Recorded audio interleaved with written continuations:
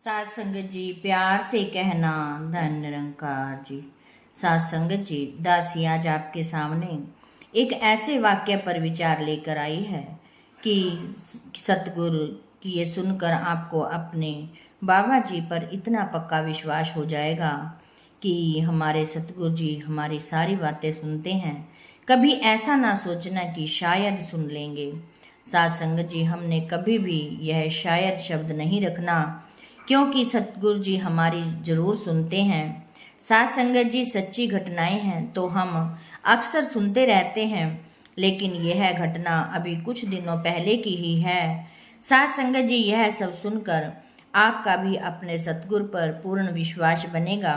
ऐसे ही सात संगत जी, एक आदमी था, रात का समय था और उस आदमी का मन घबरा रहा था और उसको बेचैनी के कारण नींद भी नहीं आ रही थी।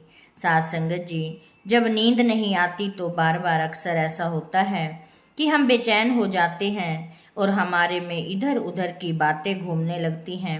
सात संगत जी, उस समय हम सिमरन में मन नहीं लगा सकते और न ही याद रखते हैं कि हम सिमरन की ध्यान लगा लें। सात संगत जी, ऐसे ही वह आदमी भी देर रात तक बेचैन रहा और जब आदमी ज्यादा ही परेशान हो गया तो उस सुबह के 3:30 का टाइम था। सात संगत जी, वह उसने सोचा कि इससे अच्छा मैं कहीं बाहर ही घूमने चला जाता हूँ। सात संगत जी, उस आदमी ने गाड़ी उठाई और बाहर निकाली और बाहर ऐसे ही सड़कों पर घूमने चला गया। सात संगत जी बहुत देर घूमता रहा। इतने में उसे आदमी को एक भवन, निरंकारी भवन दिखाई दिया। उसने सोचा क्यों ना मैं इस भवन में ही चला जाता हूँ और कुछ समय की बात बीत जाएगा। सात संगत जी, वह आदमी गाड़ी से उतरा और भवन में चला गया। सात संगत जी, भवन में जाकर उस आदमी ने वहां माथा टेका और इधर उधर देखा कि भवन में अभी तक कोई भी नहीं था, लेकिन वह आदमी वहीं पर एक कोने में बैठ गया कि चलो थोड़ी देर में तो कोई आ ही जाएंगे।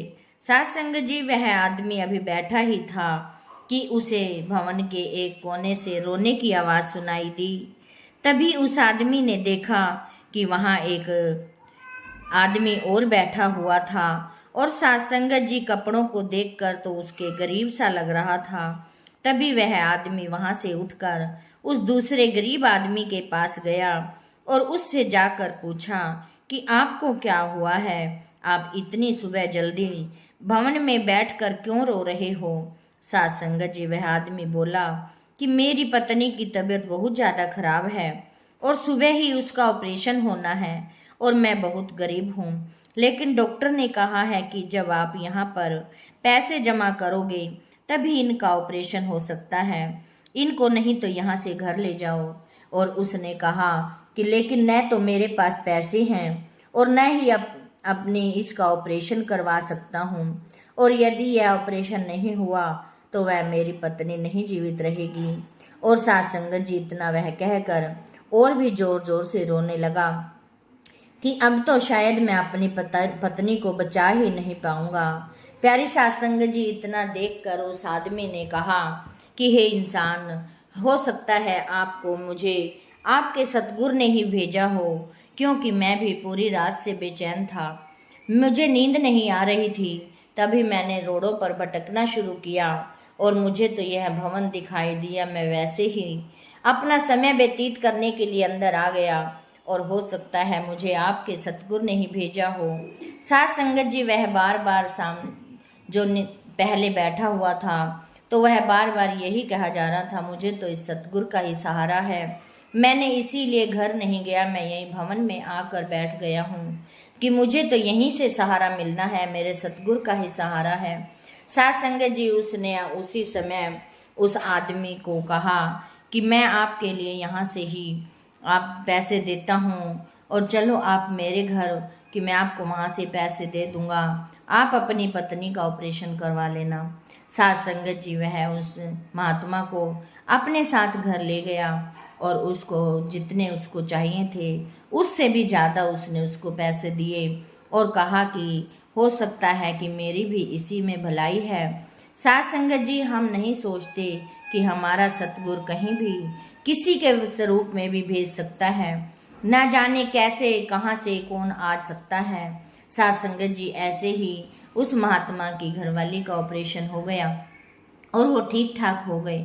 साथ संगत जी, जब उन्होंने उसको देखा महात्मा जी को कि उनका भी मन, उस आदमी का भी मन बदल गया और उन्होंने भी जाकर सतगुरु का ज्ञान प्राप्त किया और सतगुरु के सहारे लग गए। साथ संगत जी, हम कहते हैं, सोचते हैं कि हम करते हैं। साथ संगत जी, करण करावन वाला तो आप ही है।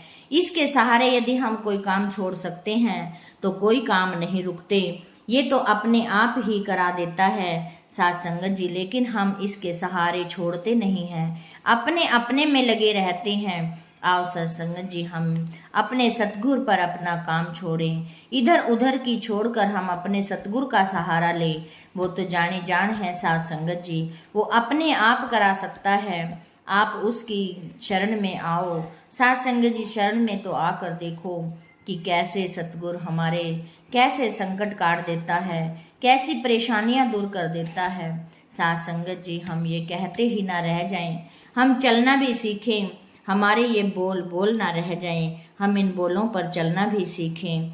आओ साथ संगत जी, यही अरदास करते हैं कि जैसे प्यारे साथ संगत जी सत्संग का विश्वास है, दासी का भी प्यारे साथ संगत जी विश्वास बना रहे और दासी भी तन मन धन से सेवा सिमरन सत्संग करती रहे और साथ संगत जी आपके चरणों के साथ लगी रहे।